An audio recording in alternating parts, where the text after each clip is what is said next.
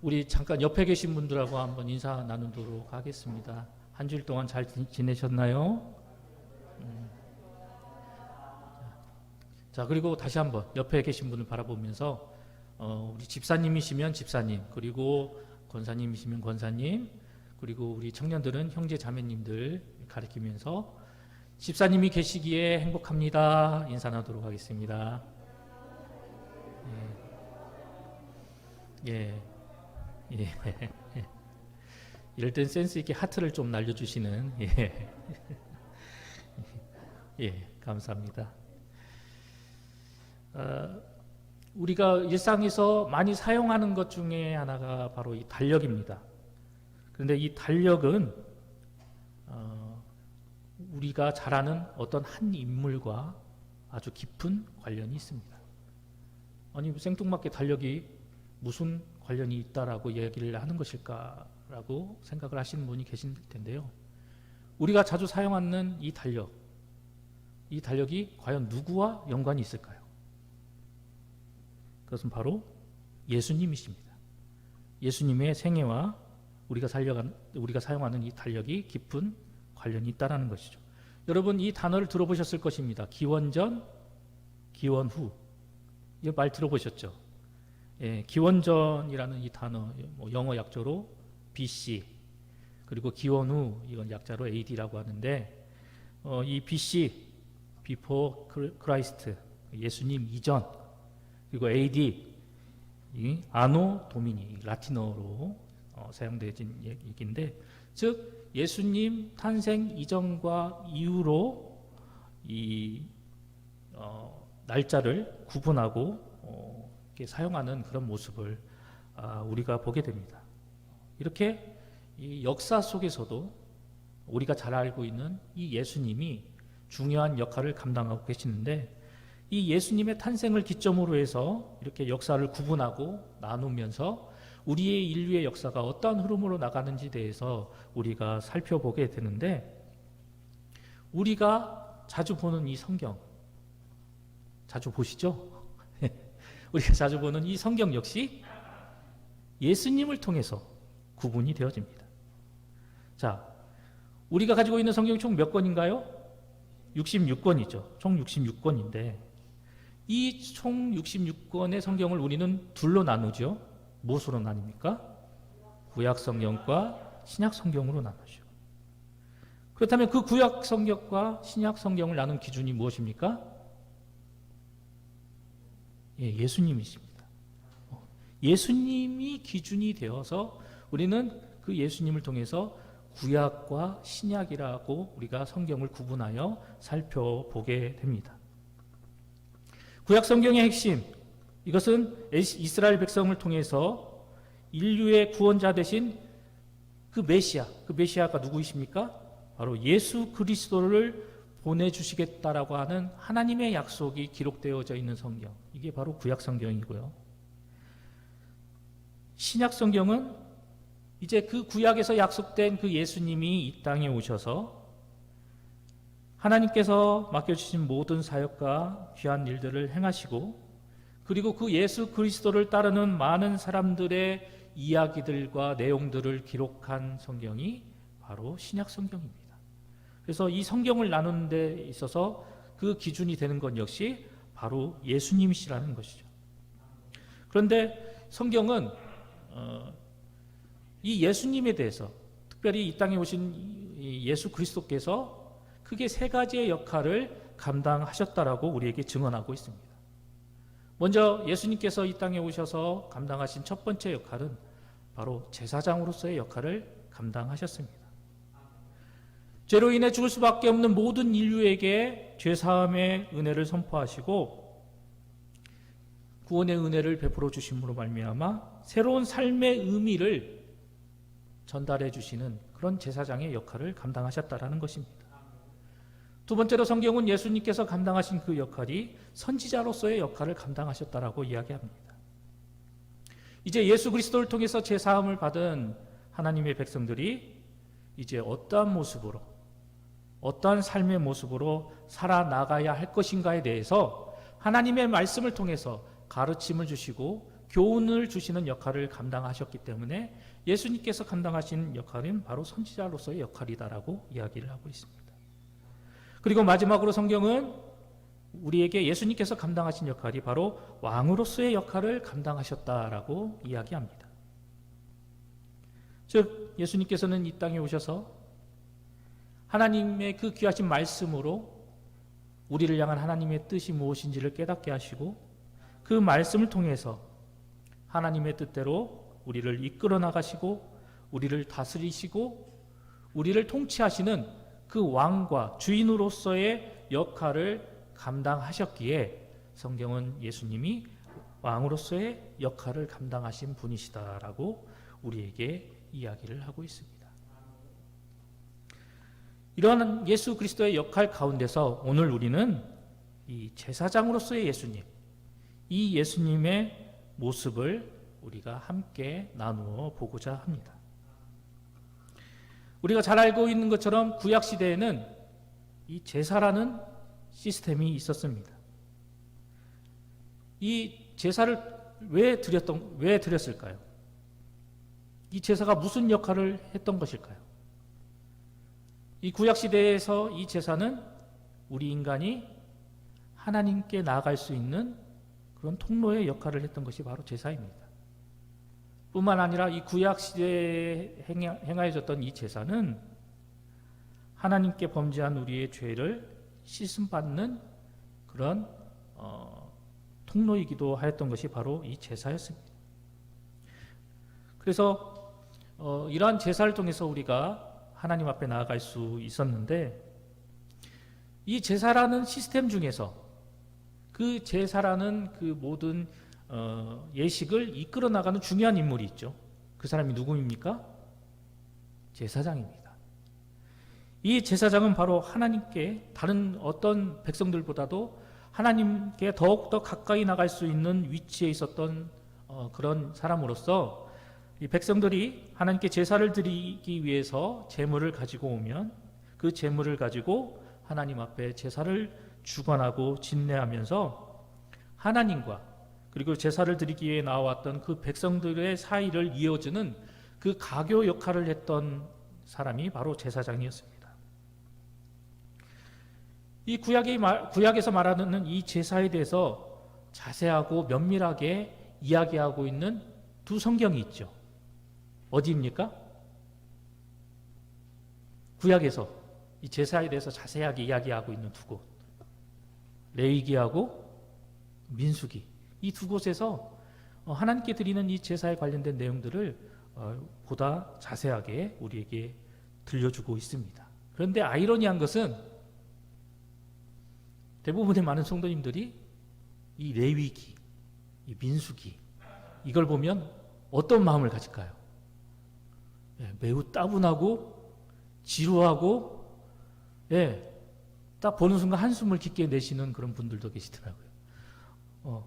왜냐하면 이 레위기와 민수기에는 이해하기 힘들고 어려운 그런 제사에 관련된 용어와 내용들이 너무나 많이 있기 때문입니다. 그리고 그 레위기에서 이야기하고 있는 민수기에서 이야기하고 있는 그 제사의 의식들이 지금 우리가 살아가는 이 시대 속에서 우리가 이해하고 수용하기에는 어찌 보면 동떨어진 그런 많은 내용들이 기록되어져 있기 때문에 우리는 레위기를 볼 때마다 민수기를 볼 때마다 따분해하는 나 자신을 발견하게 되는 것입니다. 특별히 이 레위기 민수기 말씀을 읽다 보면 이 내용이 이 내용 같고 저 내용이 저 내용 같고 이 말이 그 말 같은 그런 현상을 목격하게 됩니다. 마치 메비우스 띠가 막 무한으로 돌아가는 것처럼 그러한 알 수 없는 그런 느낌과 기분을 받는 그런 성경이 바로 레위기 민수기인데, 예전에 제가 그 신학교에 다닐 때 당연히 이제 신학생이니까 성경을 열심히 이제 공부를 해야 되니까 열심히 이제 성경을 읽고 또 이제 살피고 했는데, 이 레위기나 이 민수기를 이게 읽고 공부할 때 어느덧 저 스스로도 모르게 잠들어 있는 제 모습을 그렇게 볼 때가 있었습니다. 그만큼 신학생들에게도 많이 난해하고 어려운 부분이 바로 레위기 민수기 말씀이죠. 그런데 아이러니한 것은 이 레위기 민수기를 그런데 지루하지만 따분하지만 이 제사라는 이 구약의 이 제사라는 제도는 하나님과 우리 인간을 만나게 하고 이어주는 중요한 가교 역할을 했던 그런 아주 중요한 예식이었습니다. 그런데 이 제사라는 예식 중에 정말 빠져서는 안 될 중요한 요소가 있죠. 앞에서도 얘기했지만 무엇입니까 그게? 제사를 드리기 위해서는 이것이 꼭 필요합니다. 뭐가 필요해요? 예, 제물이 필요합니다. 제물. 제사장은 제사를 드리기 위해서 제물을 가지고 온 그 사람의 죄를 이 제물에게 전가시켜서 그 제물을 희생시킴으로 인해서 제물을 바친 사람이 하나님께 죄 사함을 받게 하는 그런 역할을 감당하였습니다. 그런데 성경은 이 땅에 우리의 구세주로 그리고 메시아로 오신 그 예수님께서 바로 이러한 제사장과 같은 역할을 감당해 주셨고, 그리고 그 역할을 통해서 그 역할을 감당해 주심으로 인해서 우리가 온전히 하나님 앞에 나아갈 수 있는 그런 소통의 장을 열어주셨다라고 우리에게 증언하고 있습니다. 특별히 히브리서 기자는 예수 그리스도께서 이 땅에 오셔서 우리의 대제사장이 되어주심으로 인해서 우리가 그분을 통해서 하나님 앞에 온전히 나아갈 수 있게 되었노라고 히브리서 4장을 통해서 우리에게 증언하고 있는 것입니다. 그렇다면 히브리서 기자는 왜 이렇게 우리에게 증언의 메시지를 전달하고 있는 것일까요? 그것은 바로 예수님께서 우리가 하나님께 나아갈 수 있는 영원한 통로가 되어 주셨기 때문입니다. 그리고 앞서 말씀드렸던 것처럼 하나님께 제사를 드리기 위해서는 반드시 제물이 필요하다고 했는데 예수님께서 그 제물의 역할까지도 감당해 주셨기 때문에 히브리서 기자는 이렇게 예수 그리스도께서 우리에게 대제사장이 되어 주셨노라고 증언하는 것입니다. 하나님, 우리가 믿는 믿음의 주체가 되시는 분이시죠. 그 하나님은 어떤 분이십니까? 막상 이렇게 물어보면 대답을 안 하세요. 예, 우리가 그냥 알고 있는 거 그대로 한번 말씀해 보시기 바랍니다. 하나님 어떤 분이십니까? 예, 전능하신 분. 설마 그걸로 끝은 아니겠죠? 예, 하나님에 대한 많은 의미와 정의가 있겠지만 하나님은 뭐가 없으신 분이십니까? 죄가 없으신 분이십니다. 때문에 죄인된 우리가 하나님 앞에 나아갈 수 있을까요? 없을까요? 없습니다. 하나님은 죄를 싫어하시는 분이시고 죄가 없으신 분이기 때문에 죄인된 우리는 도저히 하나님을 만날 수가 없는 것이죠. 그렇다면 죄인된 우리가 하나님을 만나기 위해서는 어떤 문제가 해결되어야만 하는 것일까요? 바로 죄의 문제가 해결되어야만 합니다. 그 죄의 문제가 온전히 해결되었을 때 하나님과 우리 사이를 가로막고 있는 그 죄의 담이 완전히 무너지고 없어지게 되었을 때 비로소 우리는 하나님 앞에 나아갈 수 있게 되는 것입니다.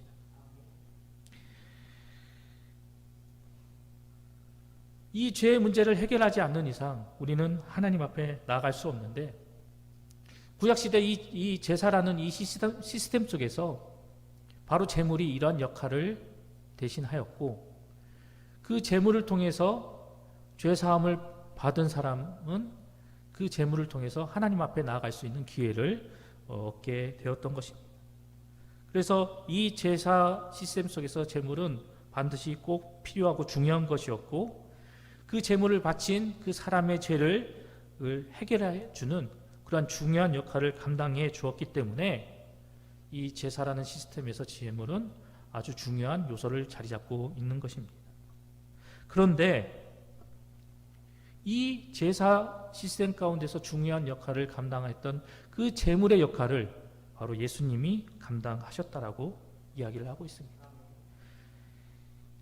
예수님께서는 인간의 죄의 문제를 해결해 주시기 위해서, 그리고 그 죄의 문제를 해결함 받고 모든 사람이 하나님 앞에 온전히 나아갈 수 있도록 하기 위해서 스스로가 제물의 역할을 감당하셨습니다.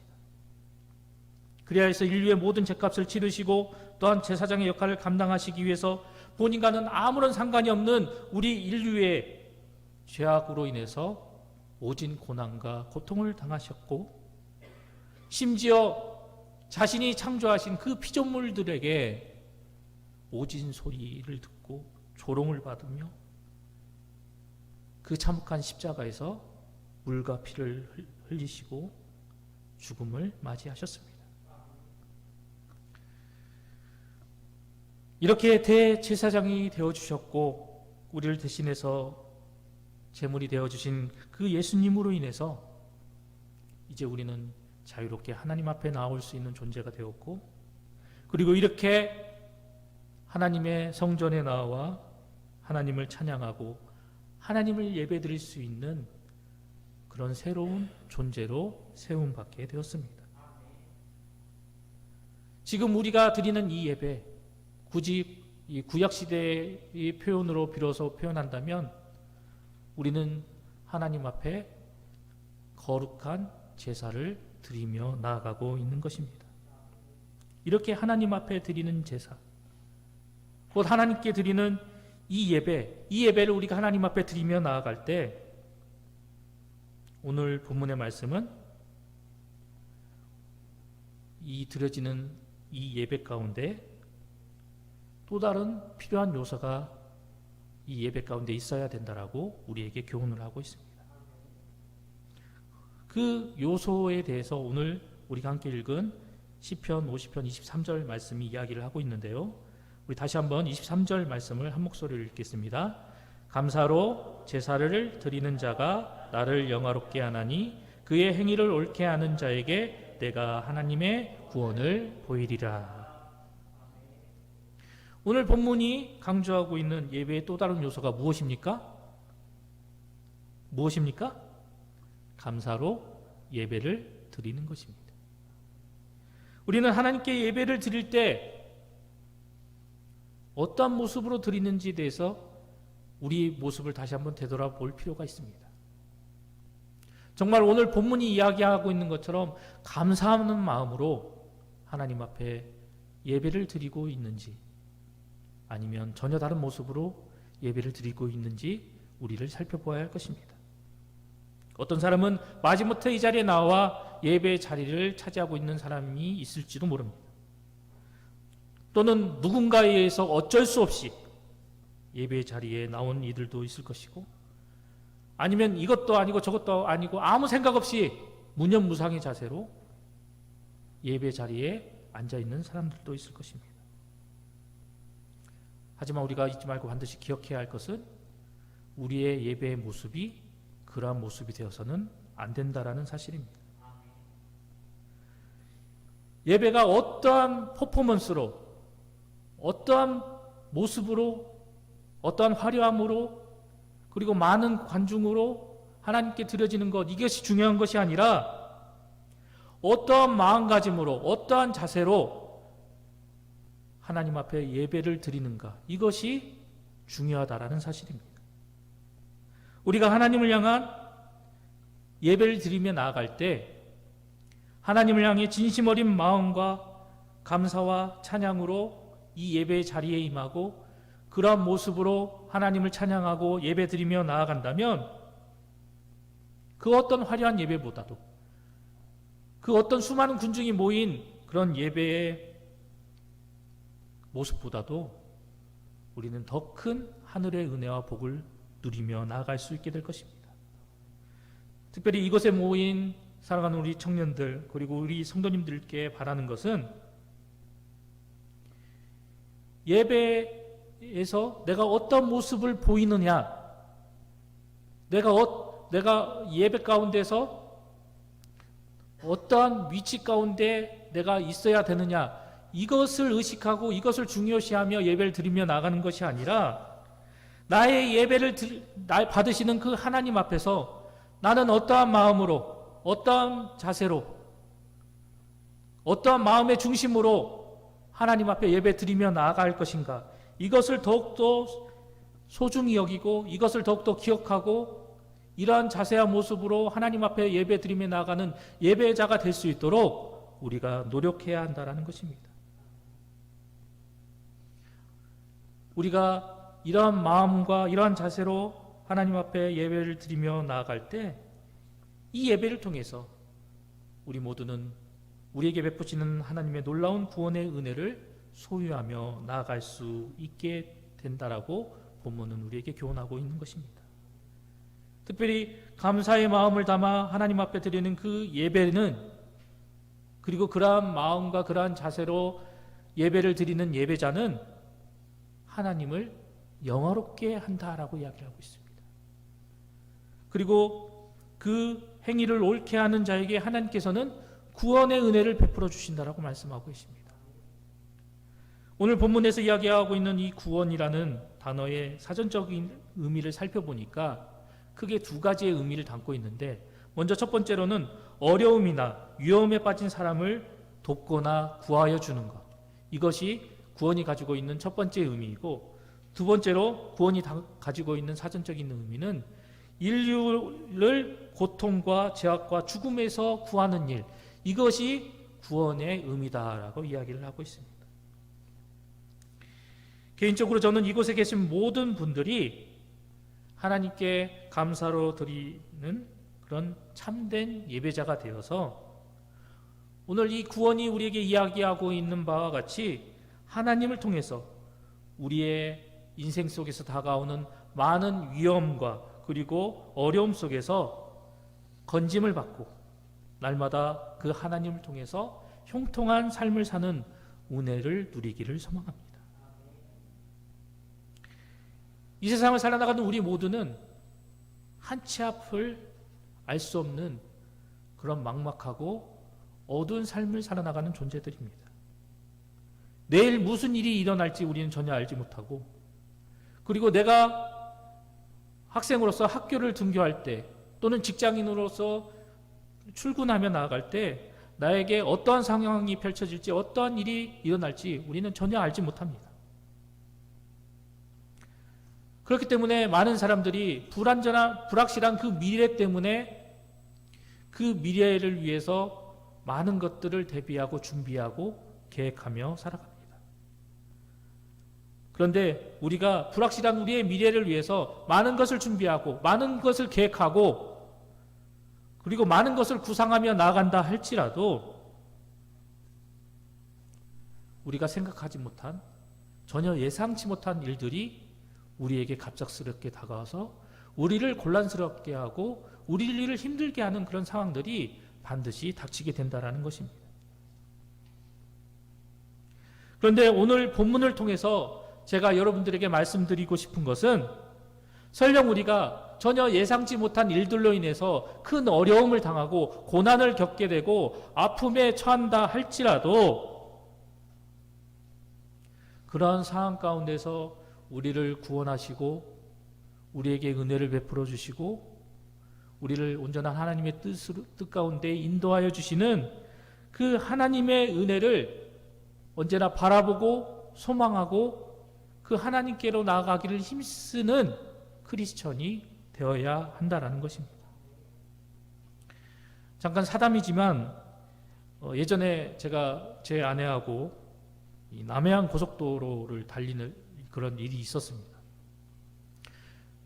남해안 고속도로는 이 목포에서 저기 부산 쪽으로 이렇게 쭉 이어진 그 고속도로를 말하는데, 다른 고속도로에 비해서 이 차량의 활동량이 좀 적은 곳입니다. 그래서 그때 제한 속도보다 좀 많이 밟고 이렇게 운전을 그렇게 이제 하고 있었습니다. 왜냐하면 이제 차들도 거의 없고 소통도 원활하고 해서 한껏 이렇게 드라이브의 그 기분에 빠져서 이렇게 차를 운행하고 있었는데, 갑작스럽게 터널이 다가오는 그 위치에서 앞차가 갑자기 급정거를 하는 그런 상황이 되었습니다. 그래서 갑작스럽게 급브레이크를 밟았는데 워낙 밟아서 그 전에 워낙 밟아서 가속이 붙어가지고 브레이크를 밟았음에도 불구하고 차가 계속해서 쭉 미끄러져서 앞차를 향해서 돌진하는 그런 상황이 되었습니다. 근데 그 순간이 마치 슬로우 비디오처럼 굉장히 막 천천히 이렇게 막 다가오게 됐는데 그 상황 속에서 사고 났다. 예, 외마디 그 짧은 순간에 사고가 났구나 해서 이제 모든 것을 자포자기 하는 그런 상황이 되었습니다. 그리고 저희 차가 맨 뒤에 있었기 때문에, 그리고 앞에 또 차들이 줄줄 있어서 들이받는 순간 연쇄 추돌이 돼서 이제 많은 그 수리비와 치료비를 물어야 되는 그런 상황이 벌어지려고 하는 그런 상황이었습니다. 그래서 이제 끝났다, 사고가 났다, 그렇게 자포자기하고 있는 그런 상황이었는데, 정말 앞차를 들이받으려고 하는 한 30cm도 안 되는 그 상황에서 갑자기 앞차가 쭉 출발을 하는 것이었습니다. 그래서 저희 차는 브레이크를 밟고 앞차는 갑자기 쭉 가고 해서 다행히 하나님의 은혜로 사고가 나지 않았습니다. 그래서 그 순간 잠깐 동안 저와 아내는 이 멘붕이 되어가지고 멍한 상태로 있으면서 안도의 한숨을 내쉬면서 둘이 동시에 내뱉은 말이 감사합니다. 하나님 감사합니다. 그래서 그랬던 그런 일이 있었습니다. 정말 갑작스럽게 그런 일이 닥치게 될 줄 누가 알았겠습니까?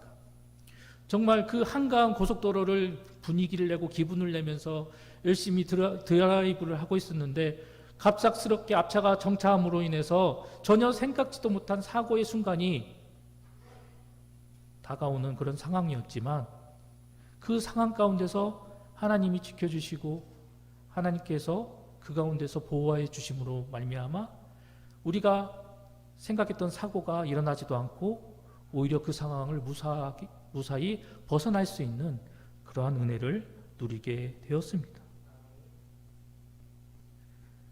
제가 말씀드리고자 하는 요지는, 이처럼 우리 인생 가운데도 이렇게 아슬아슬하고 긴박한 순간들이 전혀 예측하지 못한 상황 가운데 우리에게 다가올 수 있다는 것입니다. 만약 지금까지 그런 경험을 해보지 못했다 하더라도 앞으로의 우리의 삶 속에서, 우리의 인생 속에서 이러한 순간들이 다가오지 말라는 법이 없다라는 것이죠. 그런데 우리가 분명하게 기억해야 할 것은, 우리의 인생 속에서 다가오는 이렇게 어렵고 긴박한 상황 속에서, 어려움 속에서도 하나님은 우리를 구원해 주시고 그 상황 속에서, 그 환경 속에서 우리에게 놀라운 은혜를 체험할 수 있도록 이끌어 주신다라는 것입니다. 우리를 도우시고 그 험난한 상황 속에서 우리를 구원해 주시겠다라고 약속하고 계십니다. 때문에 우리는 매일매일 우리의 삶 속에서, 그리고 앞으로 우리가 살아나갈 우리의 인생의 여정 속에서 이렇게 놀라운 은혜와 구원의 복을 날마다 체험하고 경험하며 살아나갈 수 있도록 우리는 더욱더 하나님을 만나기를 힘쓰고, 날마다 우리를 구원의 은혜로 이끌어 주시는 그 하나님 앞에 더욱더 감사하며 나아가는 예배자의 삶을 살아야 하는 것입니다.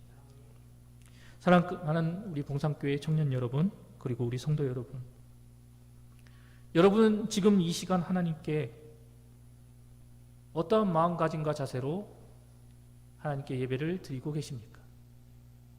오늘 본문이 우리에게 이야기하고 있는 것처럼 하나님을 향한 감사의 마음과 자세로 예배를 드리고 계십니까? 진정 마음에서 우러나오는 그 감사로, 사랑으로, 하나님을 향한 열정으로 이 예배의 자리에 임하고 계십니까? 지금 우리의 예배의 모습, 이곳에 참여한 예배자의 숫자가 비록 초라하고 적어 보이지만 중요한 것은 하나님은 숫자에 많고 적음, 그리고 그 예배의 화려한 모습을 전혀 관심 갖지 않으신다는 것입니다. 하나님께서 관심을 가지시는 것은 오직 그 예배 가운데 참여한 그 예배자가 어떠한 마음가짐으로, 어떠한 자세로 하나님을 향해 어떠한 마음을 품고 예배를 드리는지, 이것에 대해서 하나님은 관심을 가지고 바라보고 계신다는 것입니다. 다시 한번 여러분들에게 질문하겠습니다. 지금 여러분은 어떤 마음가짐과 자세로 하나님께 예배를 드리고 계십니까? 우리의 마음과 중심을 살피고 계시는 그 하나님 앞에서 여러분은 하나님을 향해 어떠한 마음을, 어떠한 중심을 보이고 계십니까? 우리는 하나님께 예배를 드릴 때마다 많은 고민과 갈등이 휩싸일 때도 있습니다. 때로는 온갖 사냥과 잡념에 휩싸여서 예배에 집중하며 나아가지 못할 때도 있습니다. 하지만 우리가 반드시 기억해야 할 것은 이 예배의 자리에 참석하고 있는 그 예배자를 하나님께서는 바라보시고 그가 어떠한 마음으로, 어떠한 자세로 하나님 앞에 나아오고 있는지 그 마음의 중심을 살펴보고 계신다라는 사실입니다. 그렇기 때문에 우리는 항상 예배 자리에 임할 때마다 나를 바라보시고 나를 살피시는 그 하나님을 떠올리고 기억해야만 하는 것입니다.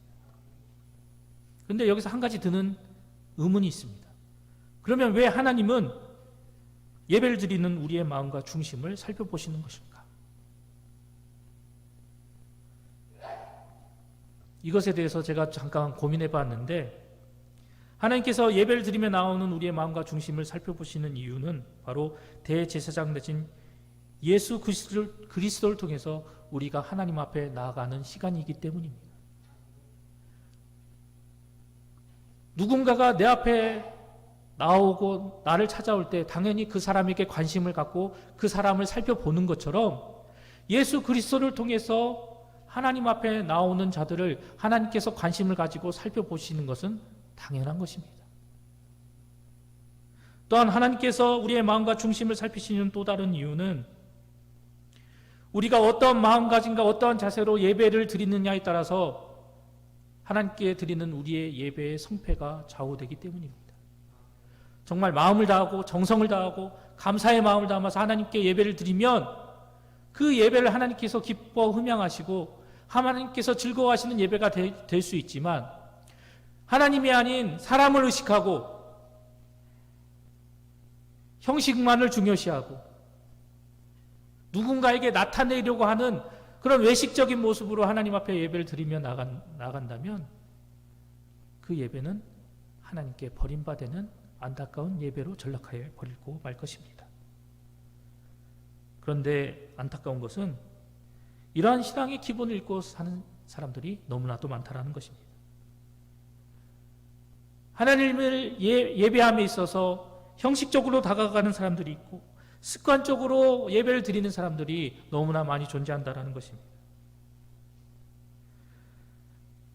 우리의 예배가 형식이 되어버리고 우리의 예배가 습관적이 되어버리고 그리고 우리의 예배가 정형화가 되어버린다면 결국 그 예배 가운데서는 하나님을 향한 감사가 사라지게 되고 이 예배를 통해서 하나님께 나아가는 자가 점점 줄어들게 될 것입니다.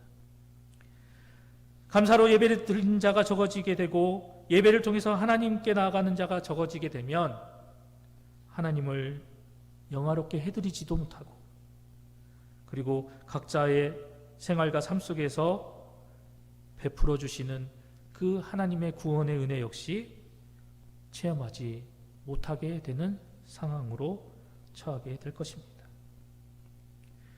이렇게 하나님께 감사로 예배 드리는 자가 적어지고 그리고 이를 통해서 하나님의 구원을 맛보는 자가 적어지게 되면 결국 하나님께 드려지는 영광이 사라지게 될 것이고 이러한 모습을 바라보는 우리의 원수인 사탄마귀는 즐거워하고 기뻐할 것입니다.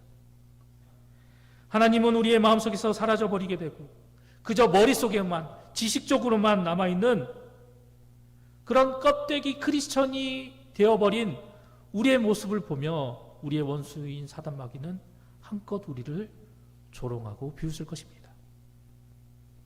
하나님께 감사로 예배 드리는 것, 그것은 단순히 예배의 형식만으로 끝나는 것이 아닙니다. 감사로 드리는 이 예배는 하나님의 구원의 은혜를 체험하는 복된 시간입니다. 때문에 감사로 드리는 이 예배를 통해서